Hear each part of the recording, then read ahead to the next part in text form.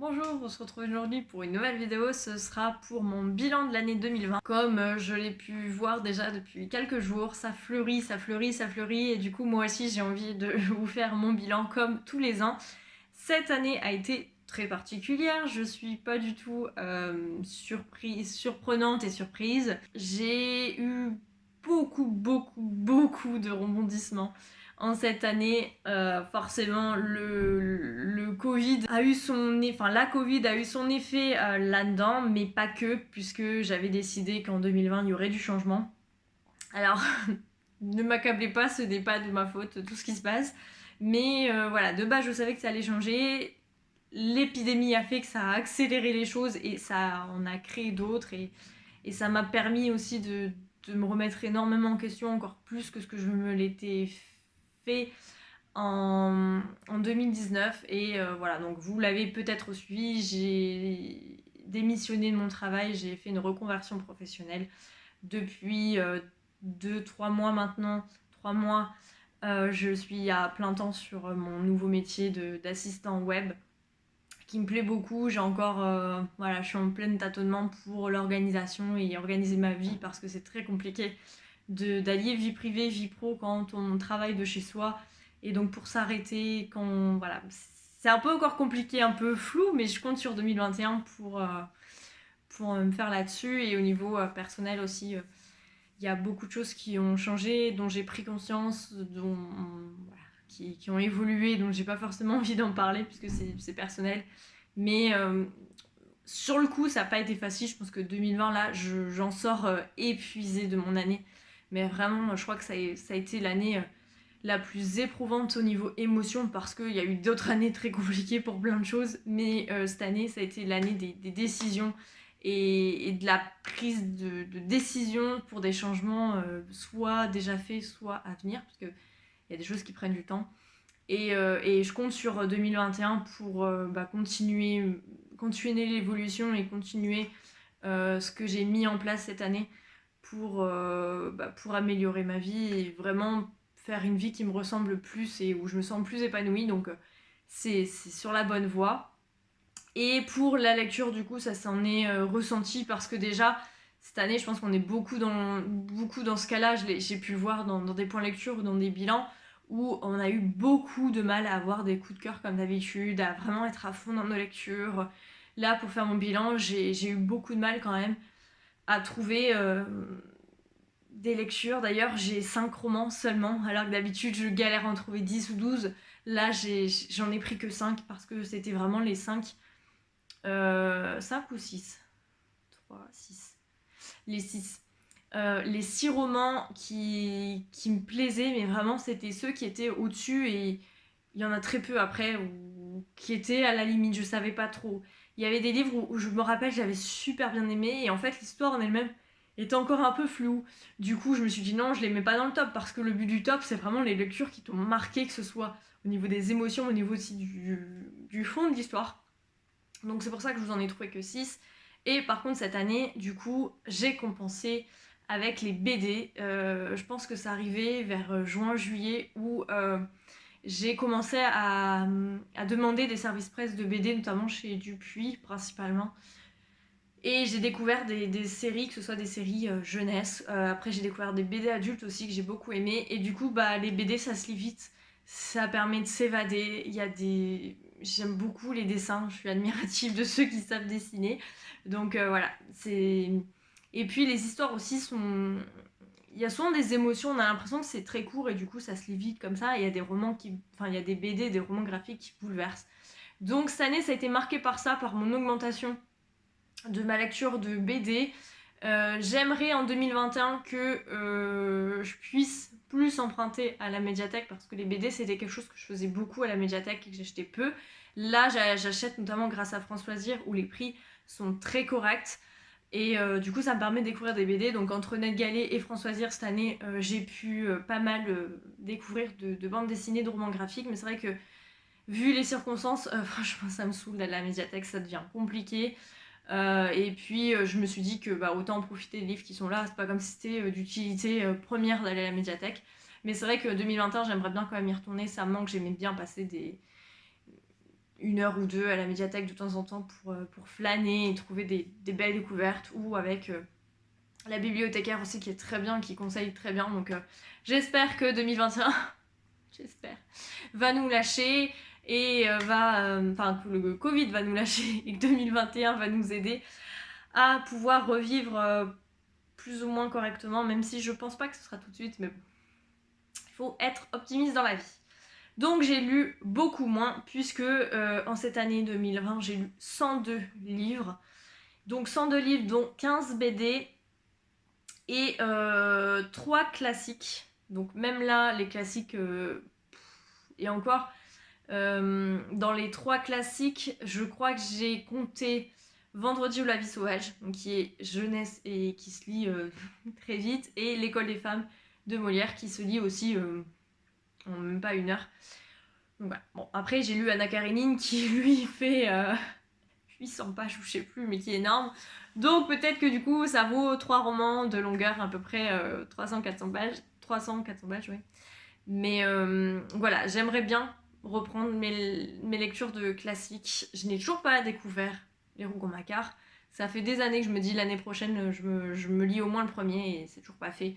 Donc voilà, on verra si 2021 sera signe de lecture de classiques, puisque je vous l'ai dit, si vous avez vu mon book haul, et j'ai acheté Les Misérables en BD, et du coup j'aimerais bien me remettre dans Les Misérables en 2021 pour enfin le finir. Mais entre ce qu'on veut et ce qu'on fait, c'est différent. Puis moi j'aime bien aussi suivre mes envies, et les envies changent énormément aussi au cours de l'année. Donc Mystère et Boule de Gomme, nous le verrons dans un an si j'ai lu plus de 3 classiques en 2021. Et après, du coup, dans le top 3 de mes genres que j'ai lu le plus, le premier, mais haut la main, je pensais que c'était un peu kiff-kiff. Parce que d'habitude, c'est plutôt moitié-moitié. Et là, j'ai lu 45% de romans noirs, thriller, horreur, enfin voilà, tout ce qui est lecture noire. Et 25% de tout ce qui est contemporain, drame, romance. Et d'habitude, c'est un peu pareil, sauf que là, je me dis 45%, c'est-à-dire que quasiment un livre sur 2, c'était du roman noir. Ça correspond à l'année. J'avais besoin d'être dans le mood très sombre. Et puis, le troisième qui a grimpé, c'est les BD, puisque j'ai lu 15 BD sur 102 lectures. Donc c'est plutôt très très bien. Et après vous avez la jeunesse et tout ce qui est non-fiction, développement personnel, etc.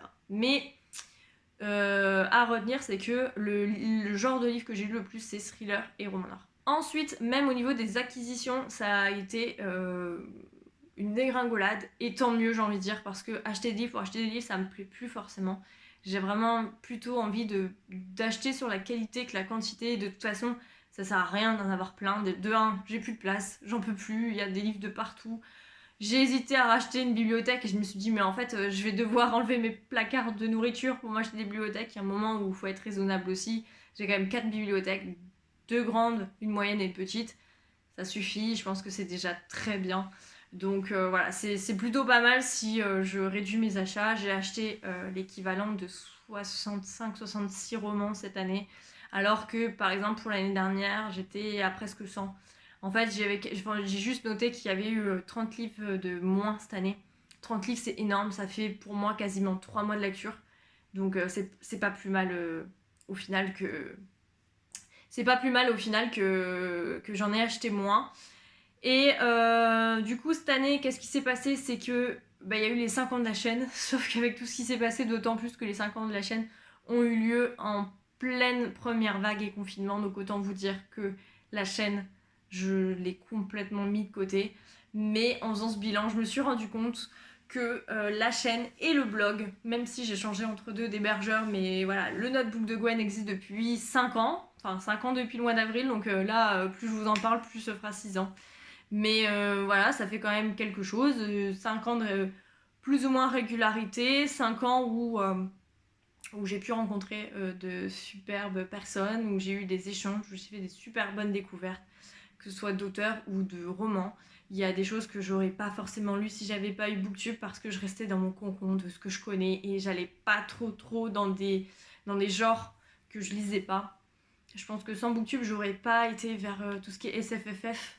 Je serais pas non plus retournée vers la jeunesse, je pense. Je serais vraiment restée dans mon thriller, roman noir, contemporain, vraiment la base. Et même tout ce qui est non-fiction, développement personnel, même si je pense pas que ce soit Booktube parce qu'il y en a pas énormément. Mais voilà, 2019-2020, je pense que c'est le tournant, où 2019, ça m'a permis aussi de voir qu'il n'y avait pas que les romans et qu'on pouvait aussi apprendre énormément de choses dans les livres de non-fiction. Donc voilà mon petit bilan. Au niveau des services presse, forcément, j'ai fait beaucoup moins de demandes. Je reste en partenariat qu'avec Belfond. Et j'ai encore 12-21, donc tout ce qui est fleuve et je ne sais plus, mais surtout fleuve en numérique. Mais c'est vrai que j'y vais plus parce que j'avais pas trop le temps d'être sérieuse. Il y a Librinova aussi qui me sollicite très régulièrement et c'est, cette plateforme, je continue parce que j'aime beaucoup en fait ce qu'ils proposent. En général, c'est des romans auto-édités et qui après, ce sont des auteurs qui sont publiés, donc ils arrivent très très bien à sélectionner les auteurs avec lesquels ils travaillent. Donc ça, pour ça, j'aime bien. Souvent, je sais que je suis très très peu déçue. La preuve en est que dernièrement, j'ai lu Les Ténèbres d'Orcus que j'ai beaucoup aimé. J'en attendais absolument rien. J'ai lu le résumé en diagonale et je me suis dit ah ça peut me plaire et tout. Je l'avais mis de côté et c'est vrai que Mathieu m'a relancé et je me suis dit bon moi je m'y mets, je l'ai lu en 2 jours, j'ai beaucoup aimé et du coup là il y en a un nouveau qui vient d'arriver sur ma liseuse et j'ai hâte de le lire parce qu'il y a des genres tellement différents mais à chaque fois c'est quand je le sens pas trop je le demande pas parce que ça sert à rien donc ils me le proposent et je leur dis bah non en fait ça me tente pas trop, j'ai pas envie mais souvent quand le résumé me plaît bien quand le communiqué de presse me plaît, en fait en général, quasiment 9 fois sur 10, le roman après me plaît. Donc voilà, je garde Librinova, je garde Belfond parce que Belfond et leur collection Pointier, voilà. C'est une collection que j'aime beaucoup et qui me correspond, je pense. Et puis après, c'est vrai que j'ai pas demandé d'autres. 10-18, de toute façon, l'attaché de presse avait changé et j'ai beaucoup de retard. Donc tant que j'aurais pas rattrapé mon retard des livres qui m'ont été envoyés à l'époque, je ne demanderai pas. Et on verra en 2021, mais c'est vrai qu'en 2020, comme je lisais pas, comme j'avais énormément de choses à faire sur le côté professionnel, je pouvais pas m'engager. Même pour les lectures communes, j'en ai fait beaucoup moins que les années précédentes parce que j'arrivais pas à tout gérer, j'arrivais déjà pas à gérer ma vie perso. Donc je pouvais pas en plus mettre cette pression des services presse, des lectures communes, etc. La lecture, ça restait vraiment le plaisir où de temps en temps, je me disais bon allez c'est bon là, j'en peux plus, lis. Mais voilà, donc pour 2021, j'espère quand même que je vais pouvoir me remettre à la lecture, que ce soit en nombre de livres, en nombre de bonnes lectures, parce que j'ai envie de lire des bons livres et de me sentir emportée des fois, passer des nuits blanches parce que j'aime le livre et que j'arrive pas à le lâcher. Ça fait très longtemps que ça m'est pas arrivé. Et il y a une chose que j'aimerais bien faire. En fait, il me reste 17 livres que j'ai acquis avant la création de ma chaîne, qui sont des reliques parce qu'il y en a... Autant il y en a, je me rappelle, je les ai achetés pendant mon internat à l'école d'infirmière. Autant il y en a, je ne me souviens absolument plus quand est-ce que je les ai achetés. Donc c'est entre, je dirais, mon adolescence et 2015. On va dire entre 2010 et 2015 du coup, mais je ne sais absolument pas parce qu'à l'époque je tenais pas de carnet avec mes achats. Et quand j'étais ado, je les lisais tout de suite. Déjà, j'en avais pas tant que ça. Souvent, c'était plus la médiathèque que les achats. Et quand je les achetais, je les lisais. Et c'était surtout du Guillaume Musso et Marc Lévy. Là, j'ai beaucoup de Musso, donc je me demande si ça date pas quand même du lycée. J'ai un doute. Mais sinon, voilà, il me reste que 17 livres. Je me dis 17 livres, ça peut être lu. Je me le fais en 2 mois, parce qu'il y a quand même des briques. Donc, il faudrait que je réfléchisse à comment je pourrais vider cette palle. Est-ce que je me fais un challenge sur l'année, un challenge sur un mois? Je ne sais pas, mais en tout cas, ce serait super qu'en 2021, j'arrive enfin à éliminer ces 17 livres de ma pile à lire. Et du coup, au moins après, les plus vieux livres de ma pile à lire seront ceux que j'ai achetés entre avril et décembre 2015. Donc, autant vous dire que c'est quand même vieux, parce que là, ça va faire 6 ans bientôt. Mais les autres, je me dis peut-être que ça fait 10 ans et pourtant, là, je regarde là-haut parce qu'ils sont là-haut. Il y a quand même... C'est quand même des romans qui me plaisent parce que c'est du Musso. Alors, autant autant ça fait très longtemps que j'ai plus Musso et Marc Lévy, j'en ai un de Marc Lévy, donc il faudrait que je le lise, d'autant plus que j'ai très envie d'acheter son dernier. Donc je me dis, si je suis capable d'acheter et de lire son dernier, lis celui que t'as depuis 6 ans dans ta palle. Donc il me reste un Marc Lévy, il me reste quelques Musso, mais les Musso se lisent vite, donc je me dis en fait je peux en lire plusieurs dans un mois. Il me reste le dernier tome d'Harry Potter, j'arrive pas à sortir du tout. En fait, je vais me faire frapper, mais en fait ça me lasse. J'aimais bien Harry Potter, surtout les 4, le tome 3 et 4, c'était vraiment mes préférés. Et puis après j'ai lâché parce que c'était trop gros quand j'étais au collège, je pense à l'époque. Et j'avais racheté la collection en étant jeune adulte, je dois avoir 18-19 ans je pense. Ouais, par là. Et j'avais notamment le tome 7 qui était en grand format, les autres je les avais tous en poche. Et il est depuis dans ma pile à lire et j'y arrive pas en fait. Pourtant, il faudrait que je le finisse, d'autant plus qu'il me semble que le tome 7 est très différent des films. Donc peut-être que ça me plaira, mais c'est vrai que les 2 derniers films d'Harry Potter, c'est pas ceux qui me passionnent le plus. Du coup, j'ai pas très envie, mais il faudrait que, voilà. Je me dis, il me reste un tome sur 7, ce serait dommage de pas finir la série. Il me reste du Pagnol que j'aime énormément, donc voilà. Et il me reste Shining de Stephen King, que j'avais commencé quand j'étais au collège, donc autant vous dire que ce roman, du coup, je l'ai depuis très longtemps. Donc celui-ci, il faudrait que je le sorte. Il me reste du Tatiana de René. Et j'ai 3 livres de Douglas Kennedy, où à l'époque, j'avais très envie de le découvrir. Je pense qu'au vu de ces livres, de ces résumés, c'est un auteur qui peut me plaire. Et j'ai jamais sauté le pas. Pourquoi ? Donc voilà, j'ai 17 romans, il faut que je me les sorte. Donc soit je fais une vidéo pâle et je me fais un challenge sur l'année. Je me dis 17 livres en un an, c'est largement gérable. Soit je me fais un mois challenge pour liquider le maximum. Mais autant vous dire qu'avec du Harry Potter, du Shining et du Douglas Kennedy, j'arriverai jamais à lire les 17 en un mois. Donc je ne sais pas, ou alors en saison. Vous pouvez me dire en commentaire si vous voulez m'éclaircir, si vous avez une idée de comment je peux efficacement lire ces 17 romans qui traînent dans ma palle depuis très très très très très longtemps et qui ont déménagé moult fois depuis. Donc voilà. Il me reste, je pense que mon top. Je pense. Donc on va commencer par le top de mes 3 BD préférés que j'ai découvert cette année. La première, il s'agit de Malgré tout de Jordi Lefebvre qui est sorti chez Dargaud, que j'ai lu en numérique. Alors c'est une histoire que j'ai beaucoup aimée au niveau de l'histoire et du fond. Par contre, j'ai pas du tout aimé les dessins, mais vraiment c'était quelque chose de très particulier. Donc, autant j'ai très envie de m'acheter la BD pour l'avoir chez moi, pour relire cette histoire, autant les dessins. Donc, je l'ai pas encore acheté.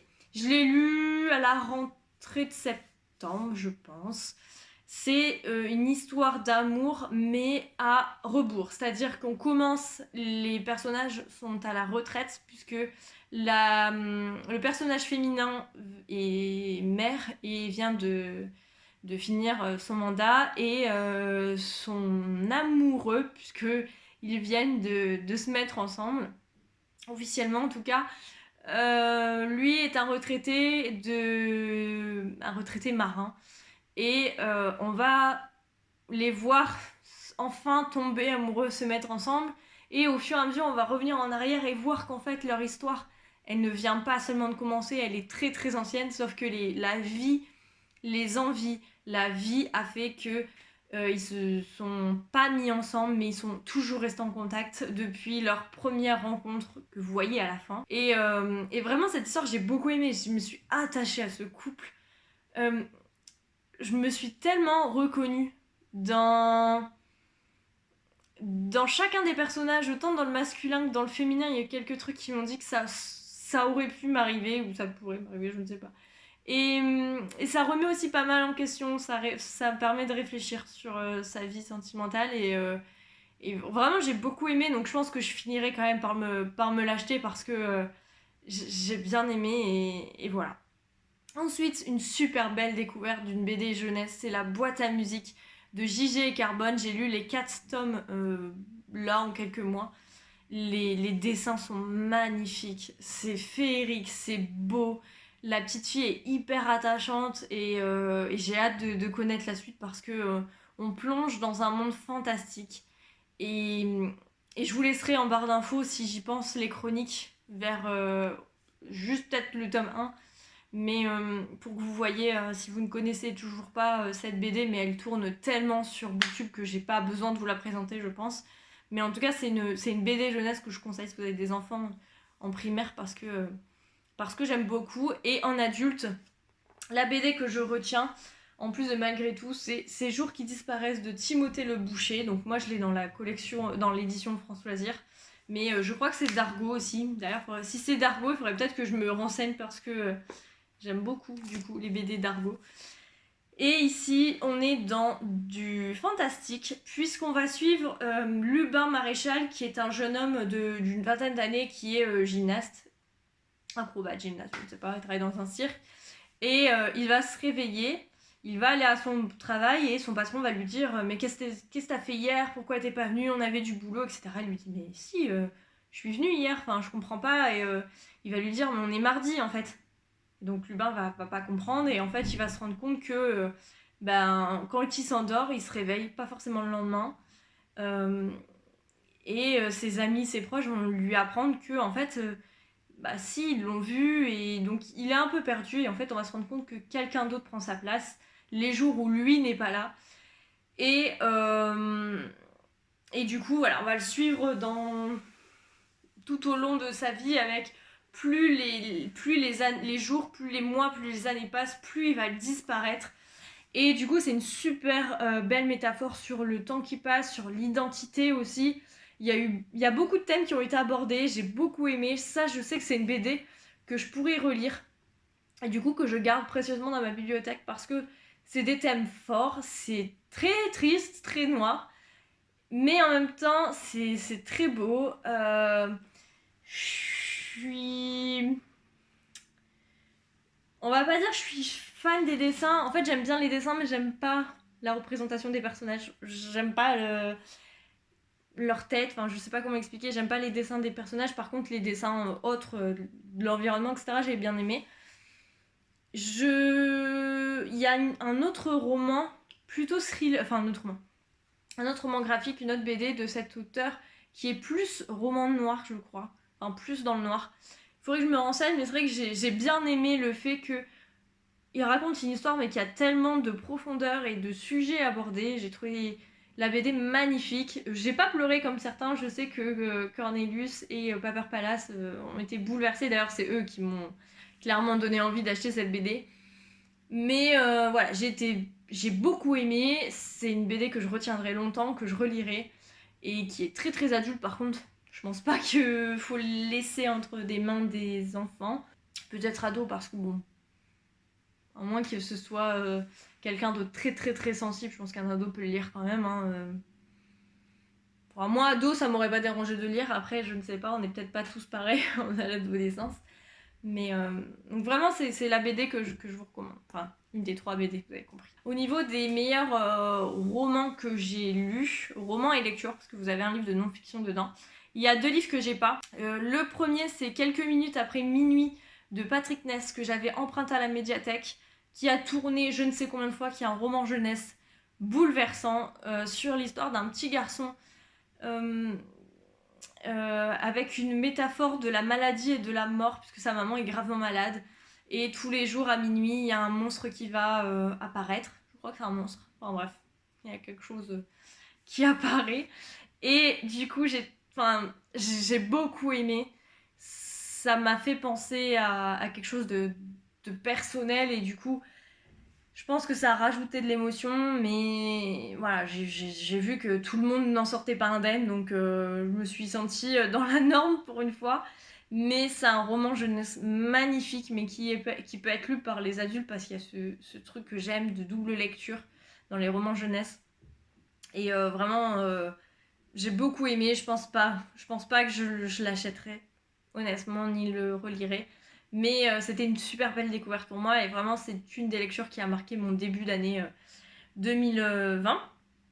Et l'autre roman que j'ai pas, c'est La race des orphelins d'Oscar Lalo, qui est un roman très particulier sur les Lensburg, qui est un roman très particulier sur les orphelins ariens. C'était les orphelinats où Hitler et tout le gouvernement allemand pendant la guerre créer, c'est le cas de le dire, des enfants ariens et les mettait dans des orphelinats puisque c'était soit des membres du gouvernement et du Reich qui allaient faire des enfants à droite à gauche, des femmes qui étaient kidnappées, enfin pas forcément kidnappées mais qui accouchaient et dont le bébé était pris car il avait toutes les caractéristiques de la bonne race aryenne allemande. Et Oscar Lalo va, à travers la voix de... je ne saurais plus le nom de cette dame, d'une vieille dame, il va la faire sous forme de rencontre où il va faire le narrateur va être le scribe de l'histoire de cette dame, puisque cette dame est une orpheline de ces Lechberborn. Excusez-moi pour mon accent allemand, mais j'ai pas le livre, hein. Là tout est de tête, tout de mémoire. Et en fait, forcément, elle n'a pas appris à écrire, elle n'a pas eu une enfance comme tout le monde. Et du coup, elle va raconter son histoire, mais avec beaucoup de pudeur, à travers la plume du scribe. Et vraiment, ça, c'est bouleversant, c'est très court. La mise en page aussi est très particulière, mais correspond totalement au fond de l'histoire. Donc tout est réfléchi, tout est calculé, tout est fait avec précision. L'histoire est très belle. Et là, je l'ai pas parce que je l'ai passé à mon père à Noël, mais vraiment, bah, il fait partie ce roman de la collection Pointier de chez Belfond et tous les ans, il y a des romans de la collection Pointier parce que c'est des romans qui me bouleversent. Et notamment, le deuxième roman de cette collection de chez Belfond, c'est Mon père, ma mère, mes tremblements de terre de Julien Dufresne-Lamy. Vous avez vu l'année dernière, j'avais mis Joli Joli monstre de cet auteur dans mon bilan de l'année 2020 et dans mes coups de cœur 2020. Mais ce mec écrit tellement bien et représente tellement bien la communauté LGBTQ+, que je ne peux faire autrement. Ici, ce roman, j'ai adoré. C'est vraiment une des seules lectures où j'étais plongée dedans et j'ai eu beaucoup de mal. D'ailleurs, dans les romans que je vais vous lire, souvent c'était ça. C'est les seuls romans où je me suis accrochée. Mais ici, on va retrouver Charlie qui a 15 ans, qui patiente avec sa maman dans une salle d'attente puisque son père est en train de se faire opérer pour devenir Alice, la femme qu'il a toujours été et la femme qu'il a toujours voulu être. Et donc, dans le roman, on va assister à la journée de sa transformation. Donc lui, il va être au bloc.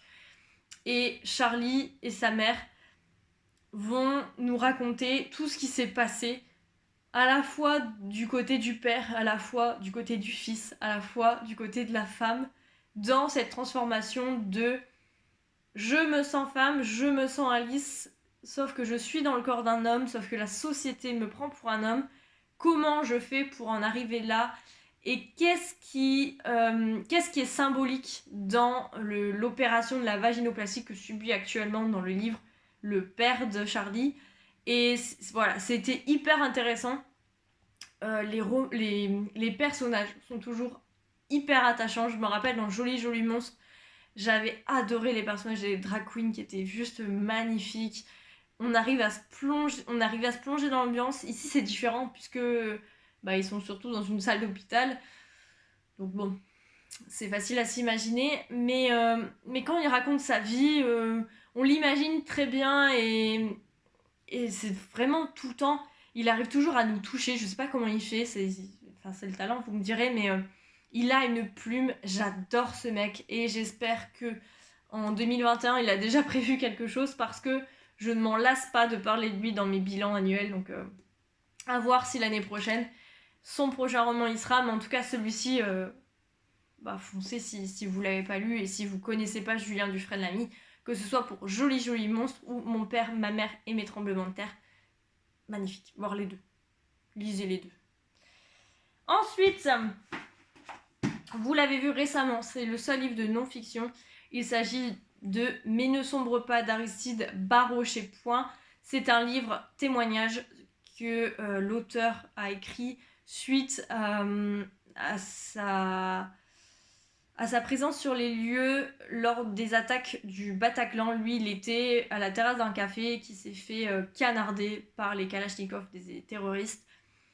Et c'est autant un témoignage qu'une ode à la vie, à la résilience. Et il nous raconte comment sa vie s'est arrêtée et comment il s'en est sorti, comment il a fait pour renaître, puisque ce n'est pas du tout le même homme. Il a dû changer beaucoup de choses dans sa vie suite à ça. Et voilà, n'hésitez pas à aller voir mon point lecture. Je l'ai lu au mois de novembre et du coup il doit être dans un de mes derniers points lecture. Mais vraiment j'ai beaucoup aimé ce roman de non-fiction, enfin ce livre de non-fiction, et je vous le recommande si vous avez le cœur bien accroché et que le sujet des victimes de terrorisme en tout genre vous plaît, ou de la Renaissance, d'un livre de non-fiction. C'est voilà, les témoignages, vous allez adorer, je suis pas sûre, parce qu'on aimerait bien ne jamais connaître ça et jamais lire ce genre de choses, mais malheureusement ça existe et on n'a pas le choix. L'avant-dernier livre de ce top, c'est Parasite d'Arnaud Cotteville, qui est auto-édité. Arnaud fait tout, il écrit, il fait ses couvertures, il fait sa pub, il fait tout. Et il le fait magnifiquement bien, parce que la couverture est magnifique. J'avais acheté ce livre à l'époque où on pouvait encore aller dans les salons du livre à Neuilly-les-Mines en février. Je lui avais parlé de 1974 que j'avais acheté aux Aliénales à l'époque, que j'avais lu, que j'avais beaucoup aimé. Ici on est dans de l'horreur pure, donc si vous aimez l'horreur, lisez Arnaud Cotteville. J'ai pas encore trouvé d'auteur comparable à Arnaud Cotteville, dans le sens, c'est pas du roman noir, mais vraiment de l'horreur avec des esprits, etc. Ici, on est au cœur de la forêt de Rennes, près de Valenciennes, donc dans le nord de la France. 4 adolescents repèrent un monastère en ruine. Ils y découvrent une crypte condamnée où résonnent encore les pratiques d'un culte païen. Ils ne sont pas seuls, tapis dans l'ombre, une menace les guette. J'ai été morte de trouille lors de ma lecture. Je trouve tellement puissant l'écriture d'Arnaud Cotteville, c'est top. Franchement, j'aime beaucoup cet auteur. Il me reste La Tour de Sélénite, que je n'ai pas lu. J'ai sur ma liseuse, mais en fait, je pense que je l'achèterai quand je verrai l'auteur, mais j'ai vu qu'il était en train de finir son prochain roman pour 2021. Donc, je prendrai plus son roman. Si on peut aller aux Aliénales, par exemple, en fin 2021, et qu'il est présent, je achèterai. Si je vois que 2021 se profile comme 2020, j'achèterai par internet. De toute façon, c'est tout ce qu'on peut faire cette année, donc on verra. Mais voilà, si vous aimez les romans d'horreur, les séries horreur, les films d'horreur, enfin les trucs avec des esprits qui font flipper, etc., lisez Arnaud Cotteville, et notamment Parasite, parce que vous allez beaucoup aimer. Et le dernier, je finis parce que j'ai plus de batterie. Le dernier que je voulais absolument vous parler, c'est le dernier, Louise May, la deuxième femme, sorti aux éditions du Masque fin d'année dernière, mais que j'ai lu en janvier. C'était une de mes premières lectures 2020. Je ne sais pas s'il est sorti en poche, mais je pense que s'il n'y est pas, il va pas tarder. Ici, on est dans un roman noir avec une tension psychologique, comme sait le faire Louise May, et qui parle de femmes, comme sait très bien le faire Louise May. Voilà, c'est son point fort, la violence vécue par les femmes, elle le raconte tellement bien, et c'est tellement fort. J'ai pas pu le lire. C'est le seul roman que je vous ai présenté que j'ai pas pu lire d'une traite. C'est beaucoup trop prenant. Ici, on se retrouve avec Sandrine qui ne s'aime pas. Elle trouve son corps gros, son visage fade, timide, mal à l'aise. Elle bafouille quand on hausse la voix, reste muette durant les déjeuners entre collègues. Mais plus rien de cela ne compte le jour où elle rencontre son homme et qui lui fait une place. Une place dans sa maison près de son fils, sa maison où il manque une femme, la première. Elle a disparu. Elle est présumée morte, et Sandrine, discrète, aimante, reconnaissante, se glisse dans cette absence, fait de son mieux pour redonner le sourire au mari endeuillé et au petit Mathias. Mais ce n'est pas son fils, ce n'est pas son homme. La première femme était là avant, la première femme était là d'abord, et le jour où elle réapparaît, vivante, le monde de Sandrine s'écroule. Voilà, c'est un roman très fort que je relirai un jour parce que je pense que c'est nécessaire et c'est tellement bien écrit. Et j'ai envie que Louise écrit de nouveau. Donc Louise, quand est-ce que tu sors ton prochain roman? J'aime tellement. Il faut que je me procure le premier livre d'auteur que j'avais lu en numérique parce que je l'ai pas. Et c'est vrai que Louise, c'est une autrice que j'aime beaucoup, qui est très sympathique, timide mais très sympathique, que j'ai beaucoup aimé découvrir dans un des salons de Saint-Maur-en-Poche que j'ai fait. Et voilà, si vous aimez les romans noirs, si vous aimez les thrillers, si vous aimez tout ce qui parle de femmes et une ode à la femme et à la féminité et qui parle aussi de tout ce qui est violence sexuelle, violence féminine, conjugale, etc. Allez voir Louise May parce que vous y trouverez forcément ce qui vous plaît. Donc, c'est tout pour mon bilan de l'année 2020. J'y arrive plus, ça fait 40 minutes que je tourne, je n'en peux plus. Enfin, plus de 40 minutes parce que du coup, c'est ma 3e vidéo, il m'en reste une. Vous allez avoir que des vidéos, que ma tête tout le mois de janvier. Donc voilà, écoutez, n'hésitez pas à me dire en commentaire, vous, votre bilan de 2020. Dire vos tops des livres. Peut-être que ça fera grandir ma wishlist, pourquoi pas, hein. Et puis vos résolutions 2021 en ce qui concerne la lecture. Et en ce sens, je vous laisse, je vous souhaite de très très bonne lecture et je vous dis à la prochaine. Ciao!